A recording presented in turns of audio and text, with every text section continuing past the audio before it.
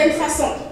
Et cette façon de penser et d'agir a été calquée par notre éducation, par notre environnement et par ce que nous avons autour de nous.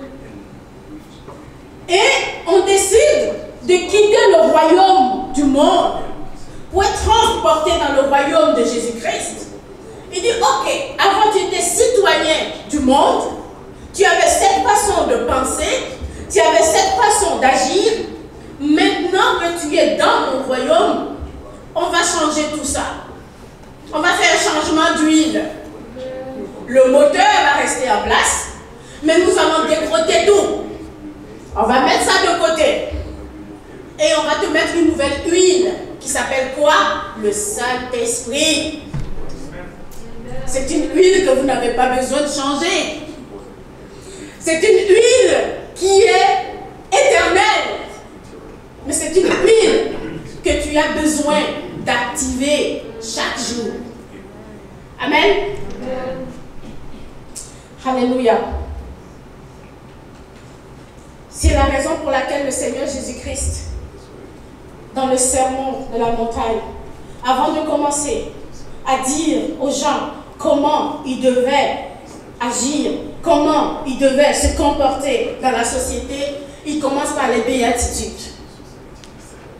Il commence par les béatitudes. Et il dit, on va changer d'abord votre façon de voir les choses. On va changer d'abord votre disposition de cœur. Et ensuite, je pourrai bâtir sur ça. Alléluia. Et selon Matthieu 5, 1, 12, que nous venons de lire, les béatitudes qu'une petite fille a appelées les belles attitudes. Et elle le disait très bien. Beautiful attitude. Selon les versets que nous venons de lire, il y a 8 attitudes que le Seigneur attend que ses enfants développent. Alléluia. 8 dispositions de cœur que le Seigneur s'attend à ce qu'on ait. On va essayer d'aller les voir une à une. La première attitude que le Seigneur attend de nous, c'est d'être pauvre en esprit. Matthieu 5,3, heureux les pauvres en esprit, car le royaume des cieux est à eux. Pauvre en esprit, ça veut dire quoi? Ça veut dire absence totale d'orgueil, de fierté personnelle, de savoir qu'on n'est rien sans Dieu, qu'il est la source de toutes choses, que ce soit mes compétences, que ce soit mon intelligence, que ce soit mes diplômes, que ce soit mes talents. Je ne suis rien sans Dieu. Il n'y a rien que j'ai qui m'a été donné par Dieu. J'ai rien à me glorifier par mes propres forces. J'ai besoin de Dieu. J'ai besoin de sa grâce. Il est la source de qui je suis. C'est ça, être pauvre en esprit. On n'a pas dit être pauvre d'esprit, mais être pauvre en esprit. Ça veut dire que je me tue à moi-même et je me soumets. Je dépends profondément, intrinsèquement de Dieu. Wow. Mes capacités naturelles, ma propre intelligence, mon sens moral élevé, mon bagage académique devant Dieu, c'est du fumier. Dieu est Dieu. Amen. So, il s'agit d'un sentiment total d'insuffisance en présence de Dieu. Mon esprit dit, Seigneur, j'ai tant besoin de toi. Sans toi, Seigneur, je ne peux même pas faire un pas. Sans toi, je ne peux même pas le souffle de vie. Sans toi, ma vie est finie.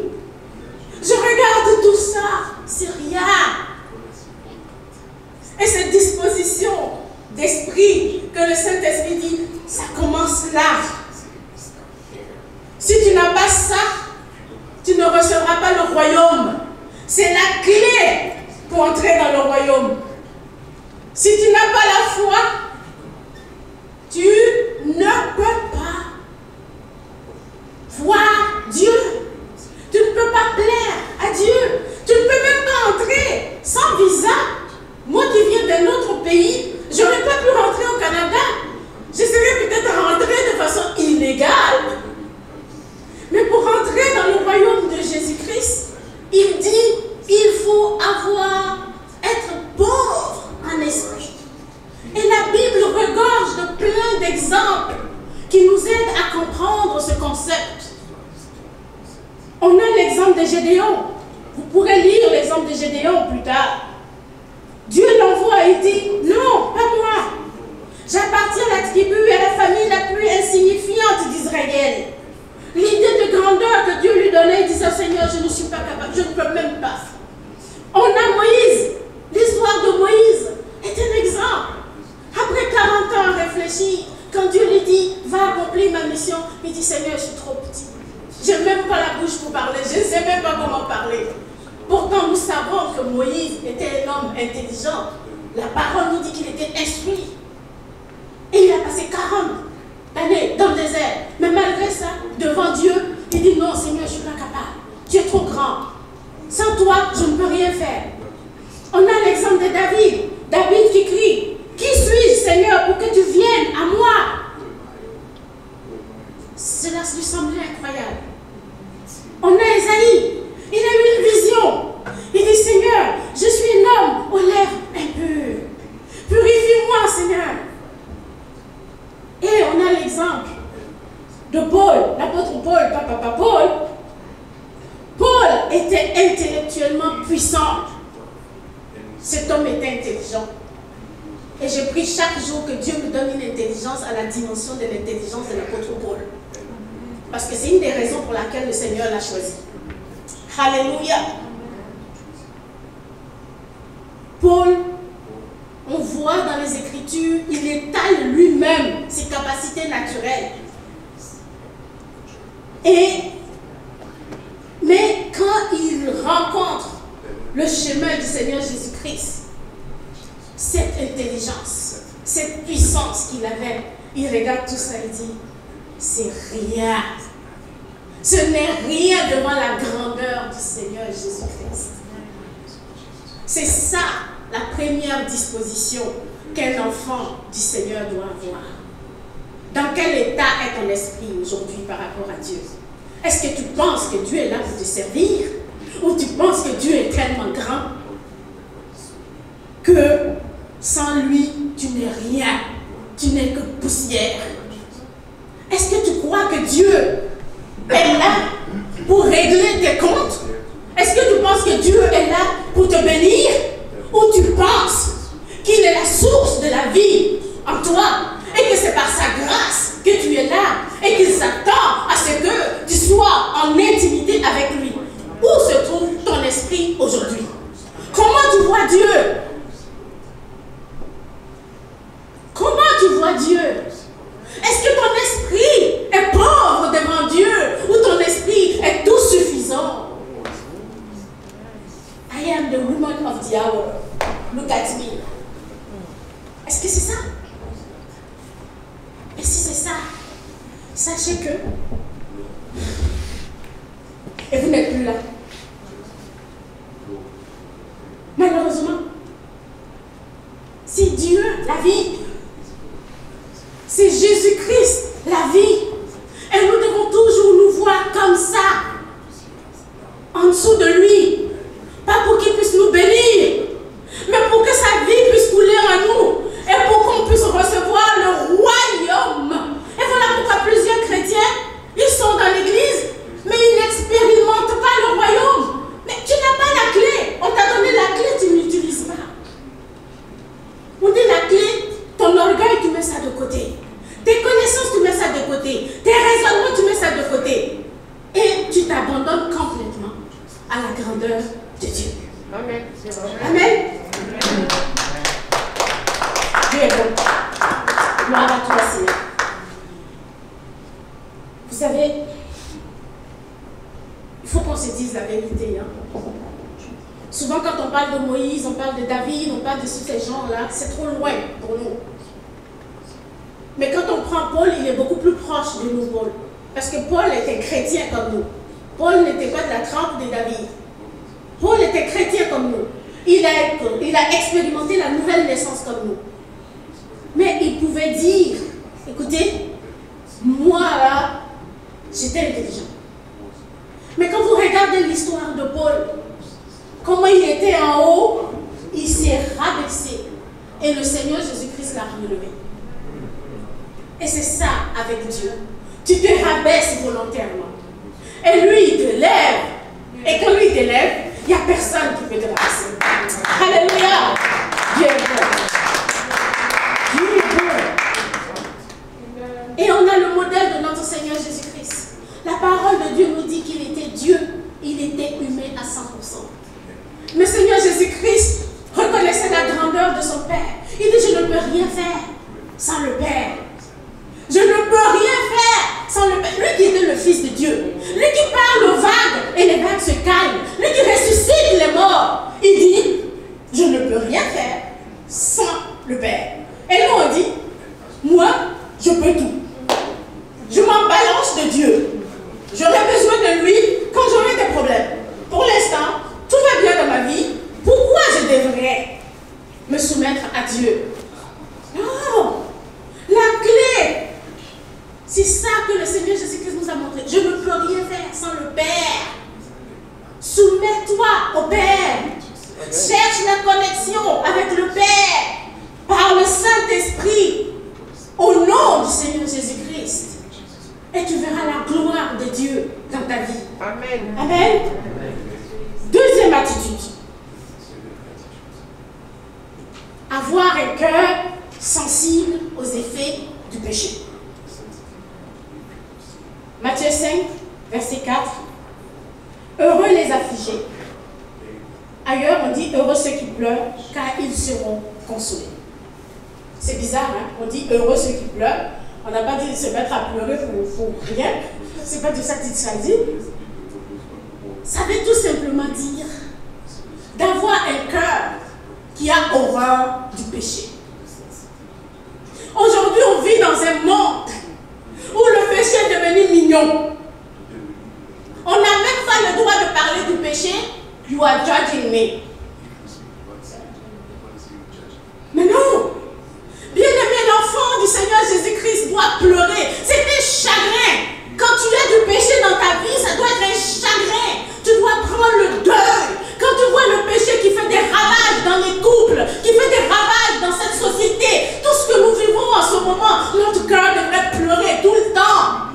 Un enfant de Dieu doit avoir cette attitude-là tout le temps. Avoir le fardeau des desseins de Dieu. Oh mon Dieu. Écoutez, si nous pensons que le péché est mignon, pensons à ce que Jésus-Christ a dû payer pour nous en délivrer. Vous pensez que c'est un jeu? Le péché est tragique. Le péché détruit. La seule chose qui peut empêcher Dieu de nous bénir, d'être avec nous, ce n'est rien d'autre, ce n'est pas Satan, mais c'est le péché. Mais est-ce que votre cœur pleure pour votre péché? Ou vous aimez bien votre péché? Vous avez rationalisé votre vie de péché? Ou vous avez rationalisé vos péchés mignons et vous dites, la grâce de Dieu va m'aider. Waouh! C'est une mauvaise compréhension de la grâce de Dieu. La grâce de Dieu te donne la force de vaincre le péché, mais pas de rester dedans. Si tu es dans le péché, ça veut dire que la grâce n'est pas là. Parce que la grâce de Dieu te donne la force de vaincre le péché dans ta vie. Si tu ne peux pas vaincre le péché dans ta vie, connecte-toi davantage pour avoir plus de grâce, pour t'en sortir. Mais nous ne pleurons plus pour le péché. La guerre en Ukraine, tout le monde dort. Ouf. Tout le monde fait ses activités. C'est comme si. Mais ne nous leurrons pas. Ce qui arrive aux Ukrainiens peut nous arriver demain matin. Les Ukrainiens ne savaient pas que ça allait arriver. Ce qui arrive en Ukraine peut nous arriver demain matin. Et c'est pour ça que le Seigneur dit, veillez, priez pour vos autorités, afin qu'elles puissent prendre les bonnes décisions pour que vous puissiez vivre dans la paix. Mais si on ne veille pas, on ne prie pas, on ne prend pas au sérieux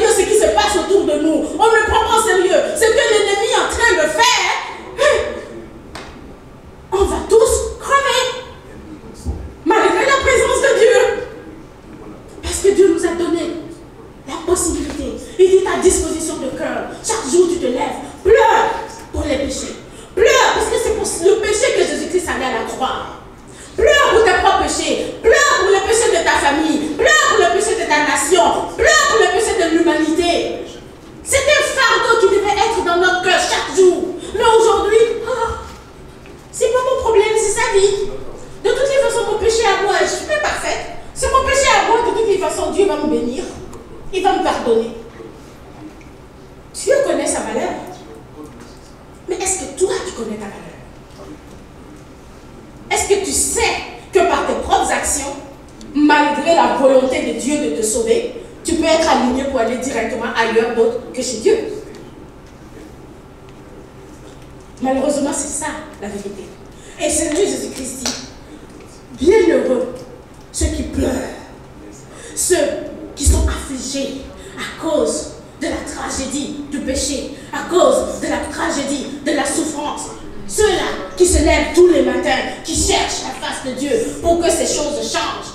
Ces gens-là recevront la consolation. Et c'est qui le consolateur? Le Saint-Esprit.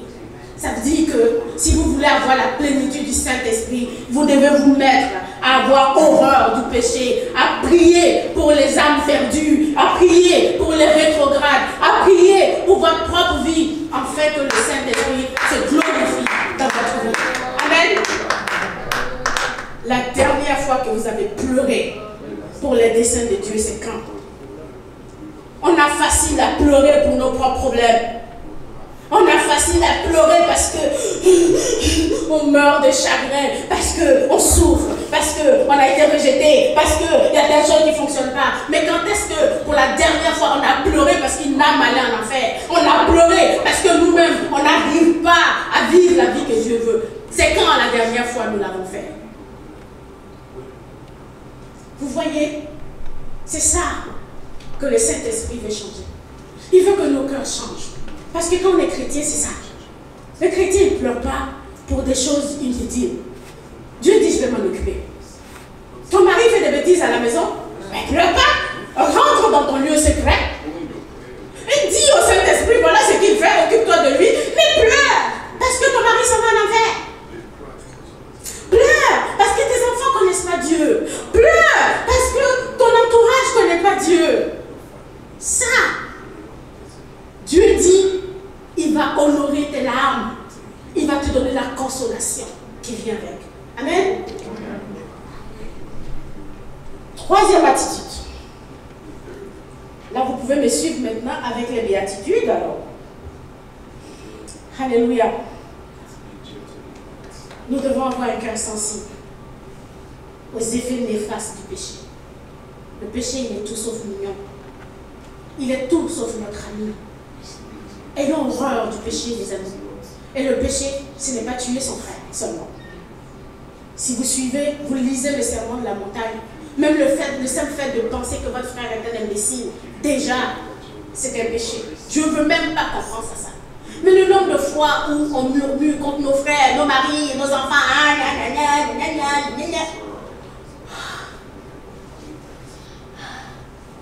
ouais, Carl, je suis d'accord avec toi. C'est épuisant. Et je le dis pour nous tous d'ailleurs. Parce que moi, souvent, ça m'arrive de me surprendre en train dans la tête, en train de crucifier quelqu'un dans ma tête. Eh bien, on est honnête. On tombe tous. Et je suis là, je crucifie, et ça prend la lumière du Saint-Esprit. Stop that, right now. Et c'est à moi de dire, est-ce que j'exécute ou pas?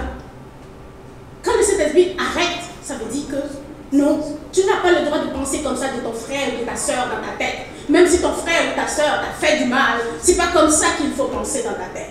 Il faut bénir ton frère dans ta tête. Si tu as du temps, bénis-le. Prie pour lui en ce moment-là. Mets-toi à genoux et prie pour lui. Déclare la vie de Jésus-Christ sur lui. Au lieu de l'insulter dans ta tête, au lieu de fomenter des pièges, des scénarios pour le mettre en enfer. Mais Christ est mort pour le ressusciter. Toi, tu veux le conduire en enfer. Qui es-tu? Amen. Amen. Est-ce qu'on comprend pourquoi on dit notre caractère, notre attitude? C'est important pour Dieu. Parce que c'est ça que Dieu voit. Nous, on ne peut pas le voir. Je ne peux pas savoir ce que vos filles pensent maintenant. Je n'ai aucune idée. Mais le Saint-Esprit sait. Il est en train de scanner son esprit en ce moment. Il sonde la profondeur de son âme. Et ce qui est caché est exposé devant Dieu. Et Dieu dit, moi je vous juge, pas selon vos masques, mais je vous juge selon les intentions de votre cœur. Alors, où sont vos intentions en ce moment? Est-ce qu'ils sont contre le péché ou ils alimentent le péché? Troisième attitude, comme je disais, je vais revenir à la deuxième, c'est être doux de cœur. Heureux les doux, heureux les débonnaires, car ils feront quoi? Ils hériteront de la terre. Donc la troisième attitude qu'un enfant de Dieu doit développer, c'est l'attitude de la douceur. Ça fait partie des aspects du Saint-Esprit. Mais souvent quand on parle de la douceur, on a tendance à penser que c'est une personne qui est... On lui dit de faire tout ce qu'on lui demande de faire, la personne le fait, sans créer des problèmes.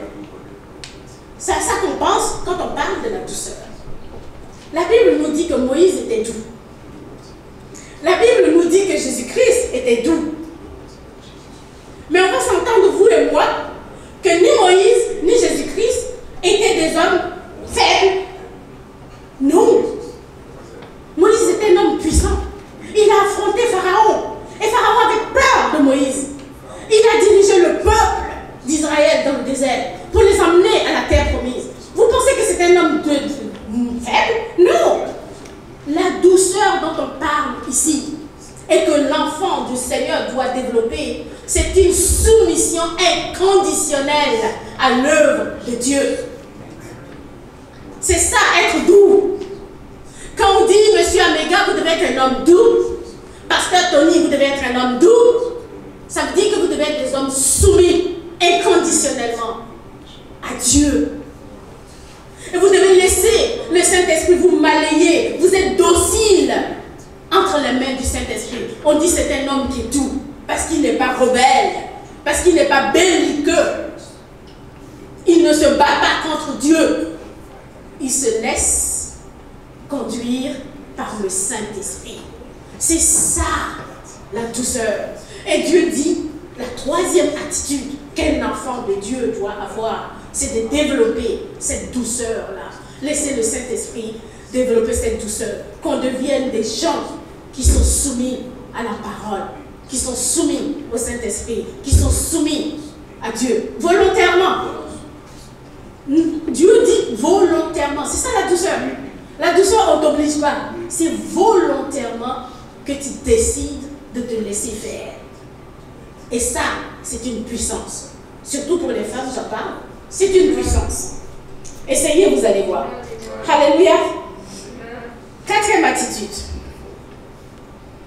Avoir faim et soif de la justice de Dieu. Dieu dit,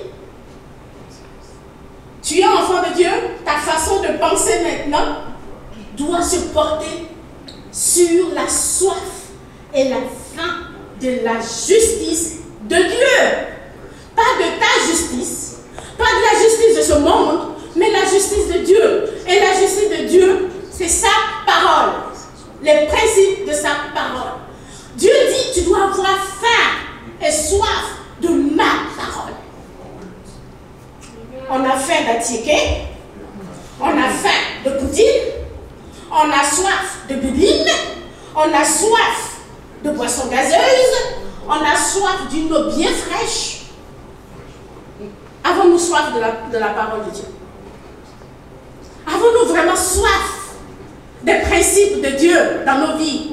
Est-ce qu'on cherche désespérément quand on se lève? On n'a pas la parole de Dieu. On n'a pas la parole de Dieu. Est-ce qu'on a faim? Est-ce qu'on a soif? Oui. Est-ce que vous avez déjà eu faim? Non, hein? Vous vivez tous au Canada, c'est un pays d'abondance. Vous n'avez jamais fait 2 jours, 3 jours sans manger. Donc vous n'avez aucune idée de ce que la faim fait dans une personne. Vous n'avez aucune idée de ce que la soif peut produire chez une personne. Si vous voulez savoir, faites le jeûne d'Esther. 3 jours sans manger, 3 jours sans boire. Vous allez voir dans quel état votre corps est. Et vous comprendrez mieux ce que Dieu dit. Il faut avoir cette faim-là pour ma parole. Mais nous remplissons nos journées de quoi? Des choses inutiles. Et à la fin, on est rassasié du junk food, il n'y a plus de place pour les légumes. Alors que c'est les légumes qui nous donnent la santé. Je ne veux pas manger de brocoli, c'est bon, c'est pas bon. Par contre, je vais manger du hamburger. Mais hamburger, il est bon dans la bouche, mais il te tue. C'est exactement la même chose. Les autres choses sont bonnes, mais ça nous tue. Parce que ça assèche la vie de Dieu en nous. Dieu dit, si tu as soif de ma parole, si tu as soif, tu as faim de ma parole, tu vas faire quoi? Tu vas hériter la terre. Je veux te donner la prospérité dans la terre, sur la terre, ici, pas au ciel. Il dit ici. Mais si tu veux avoir la prospérité, une vie agréable ici, qu'est-ce que tu dois faire? Il faut avoir faim et soif de la parole de Dieu. Et tu vas avoir cette prospérité que tu veux. Vous allez prospérer à tous égards comme votre âme prospère. Mais mon âme se nourrit de quoi? Si mon âme se nourrit du junk food, mais mon âme ne pourra pas se nourrir de la parole de Dieu. Mais si je me nourris de la parole de Dieu et je bois la parole de Dieu, alors je pourrai hériter les promesses qui sont liées à la terre. Vous voyez comment Dieu fonctionne, hein? Amen. Il est bon, notre Dieu. Cinquième attitude. Une des attitudes que la plupart d'entre nous, nous avons de la difficulté à garder. C'est être miséricordieux. Heureux les miséricordieux, car ils obtiendront quoi? Miséricorde. La miséricorde, ce n'est pas la pitié. Oh, pauvre toi. Oh, what a pity. Oh mon Dieu, pauvre toi. Oh.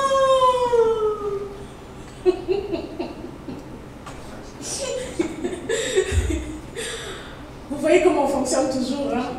Moi, j'aime ça parce que ça me rappelle ma propre... Je vois mes réactions et puis souvent je dis, oh c'est ouf, je dois améliorer cette partie de ma vie parce que, oh pauvre toi.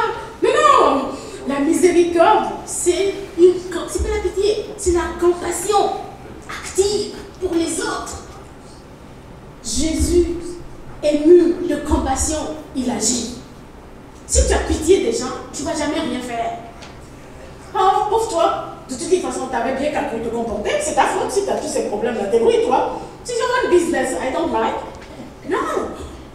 Dieu dit, quand on regarde le Seigneur Jésus-Christ, il était ému de compassion. Il voyait les effets que le diable avait fait, les œuvres de l'ennemi dans la vie des gens. Ils étaient malades, ils étaient morts. Le Seigneur Jésus-Christ a pleuré pour ça. La parole nous dit, il a pleuré quand Lazare, on l'a appelé pour Lazare. Il a pleuré, pas parce qu'il ne pouvait pas ressusciter Lazare, mais il voyait l'incrédulité des gens. Il voyait jusqu'à quel point les gens étaient liés. Il a pleuré sur Jérusalem. Il voyait la mort spirituelle sur Jérusalem. Il dit, mais vous ne comprenez pas jusqu'à quel point vous êtes chers à Dieu. Oh mon Dieu.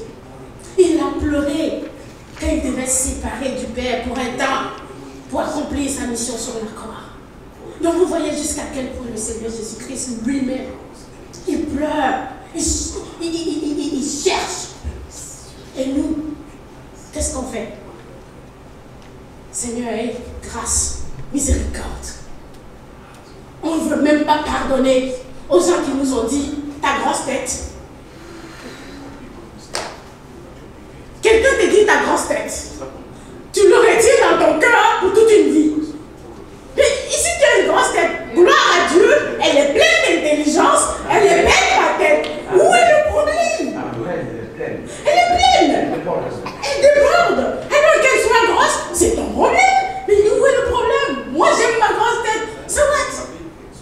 Mais on a de la difficulté à pardonner aux gens. Oh, je ne sais pas si je vais pardonner. Ça m'a tellement fait mal. Alléluia. Il va falloir que je boive un moment de vie. Je ne peux pas. Je ne peux pas pardonner. Écoute, c'est parce que tu ne comprends pas ce qu'il m'a fait. Il m'a brisé le cœur. Il a fait ceci. Merci mon fils. Que Dieu te bénisse. Il m'a brisé le cœur. Il a fait ci. Et Dieu dit, miséricorde. Pardonne. Si tu ne pardonnes pas, je ne pourrai pas te pardonner. Aïe! Si Dieu ne te pardonne pas, mais tu es foutu. Je préfère que mon mari ne me pardonne pas, mais que Dieu me pardonne. Parce que mon mari ne me donnera pas l'éternité, mais Dieu, lui, me donnera l'éternité.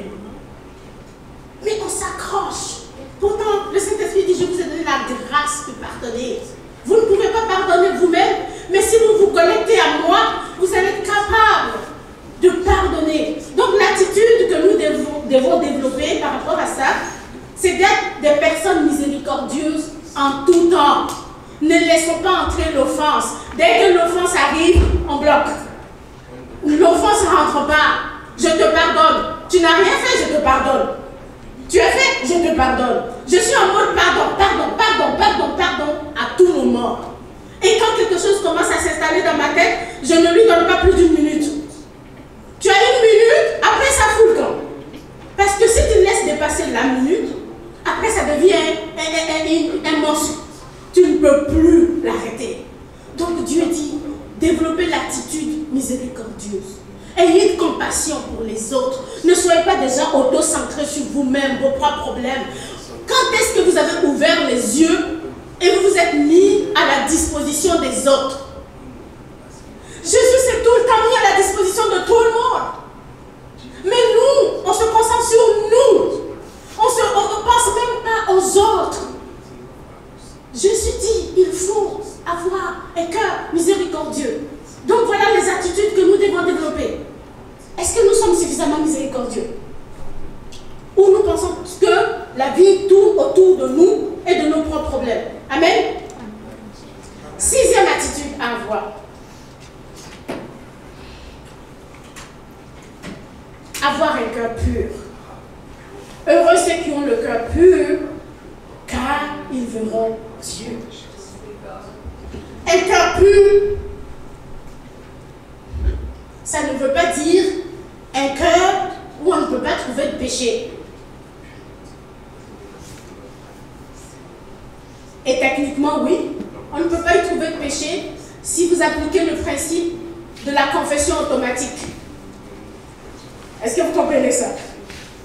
Mais bon, un cœur pur, ça veut dire un cœur qui est sanctifié.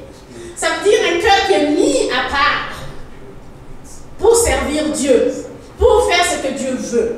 Quand Dieu dit, il faut avoir un cœur pur, je me souviens, à partir du moment où j'ai donné ma vie au Seigneur Jésus-Christ, je me suis dit, Seigneur, prends ma vie, prends mon cœur.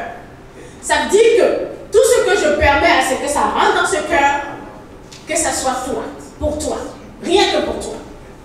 C'est ça, avoir un cœur pur. Mettre son cœur de côté. Il ne faut pas le remplir d'autres choses. Il faut remplir son cœur parce que vous vous souvenez, Dieu dit, garde ton cœur plus que toute autre chose au monde, car de lui viennent les sources de la vie. Donc nous devons garder ce cœur-là pour Dieu. Mais pas pour des mauvaises, la malice, la rancune, toutes ces choses-là, ça tourne dans notre cœur. On rentre dans notre cœur, c'est des ronces partout. Un chrétien, non, ne devrait pas avoir un cœur comme ça. Un chrétien doit avoir un cœur qui est entièrement pour Dieu. Et de temps en temps, des petits coups peuvent entrer. Le chrétien utilise le sang de Jésus pour se confesser, demander pardon à Dieu, et il régularise sa situation dans son cœur. Et c'est comme ça qu'on avance. Mais le chrétien ne laisse pas pousser de la ronce, de l'amertume, des racines de malice à comploter de mauvaises choses. Non, ça ce n'est pas l'attitude que Dieu veut qu'on ait. Donc Dieu veut qu'on développe un cœur toujours pur. Amen. Gloire à toi, Seigneur. Et vous savez pourquoi? Si on ne développe pas un cœur qui est pur, si on ne développe pas un cœur qui est pur, on ne verra pas Dieu. Il dit heureux, heureux ceux qui ont le cœur pur, car ils verront Dieu. Donc sans le cœur pur, on ne peut pas voir Dieu. Amen. Alléluia. La septième, l'avant-dernière attitude. Le Seigneur nous demande de développer l'attitude d'être des artisans de la paix. Être artisan de la paix, ça ne veut pas dire de marcher avec des pancartes. Je veux la paix, on veut la paix dans le monde, on veut la paix. Non. C'est plus profond que ça. Être des artisans de paix, nous savons que Jésus-Christ est venu pour nous réconcilier avec Dieu, right? On était séparés de Dieu. Et Jésus-Christ est venu. Il a fait son ministère pour que nous soyons réconciliés avec Dieu. Donc être un artisan de paix, c'est prendre ce fardeau-là pour réconcilier les gens au travers de l'évangile avec Dieu. Est-ce que vous comprenez, c'est ça? C'est ça, être artisan de la paix. Peu importe là où vous arrivez, vous êtes agent de réconciliation, agent de médiation entre les gens et Dieu. Et c'est pour ça que l'apôtre nous dit de nous exhorter à chaque moment pour que les gens puissent s'accrocher. Mais si nous passons notre temps, on leur parle pas de l'évangile. Notre vie n'est pas un témoignage pour attirer les gens. Notre vie, là où nous rentrons, c'est la querelle, c'est la dispute, les œuvres de la chair. On ne peut pas être des artisans de la paix. Être artisan de la paix, c'est justement ça.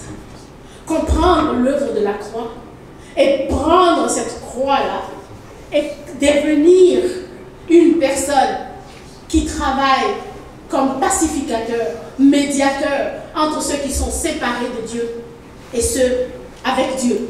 Et de continuer à le faire avec nous également. Alléluia. Dieu est bon. La 8e et la dernière attitude que le Seigneur nous demande, et c'est l'une des attitudes qui caractérise les chrétiens, c'est de se réjouir dans l'affliction. C'est difficile, hein? J'ai l'impression que ma prêche n'est pas intéressante, tout le monde s'en va.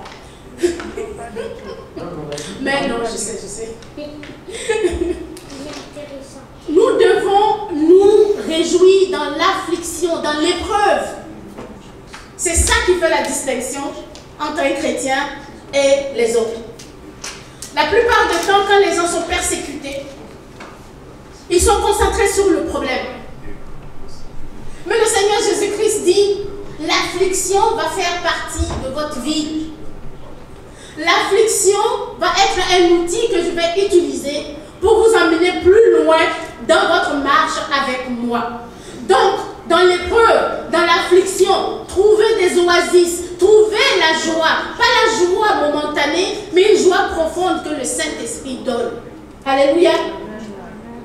Ça veut dire qu'il s'agit de développer une attitude qui nous aide à fixer notre regard sur la récompense à venir au lieu des souffrances.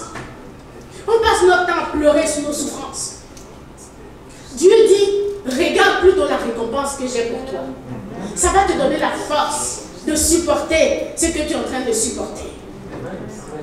Alléluia. Quand on lit l'histoire des héros de la foi dont Hébreux 11 nous parle, on constate que ces héros-là ont vécu l'affliction.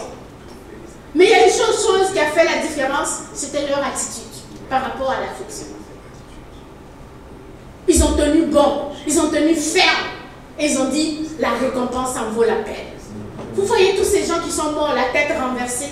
Étienne qui a été lapidé. Tous ces martyrs qui souffrent, qui meurent. Pourquoi ils font tout ça? Ils ne regardent pas la vie ici, mais ils regardent la récompense que Christ a pour eux. Et Dieu dit que si nous supportons cette persécution, le royaume des cieux est à nous. La première attitude nous permet d'entrer dans le royaume. La dernière attitude nous permet de posséder le royaume, de devenir des gestionnaires du royaume. Donc, techniquement, les 8 attitudes que le Seigneur Jésus-Christ nous donne, je vais juste vous donner une mauvaise nouvelle avant de vous faire la conclusion. Chacun d'entre nous a été éprouvé et nous allons continuer à être éprouvés. Ce n'est pas parce qu'on est chrétien qu'on ne sera pas éprouvé. L'affliction viendra. Et plus tu es appelé, plus ton affliction sera grande. Il faut qu'on soit conscient de ça. Pour que quand la tempête arrive, on s'enracine sur Christ. Amen.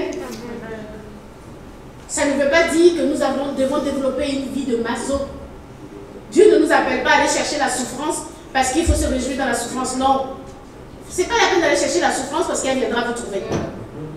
Donc quand le Seigneur vous donne des moments de répit, de repos, profitez-en. Mais oui. Ne sortez pas vous dire, Marie-Madeleine a dit qu'une des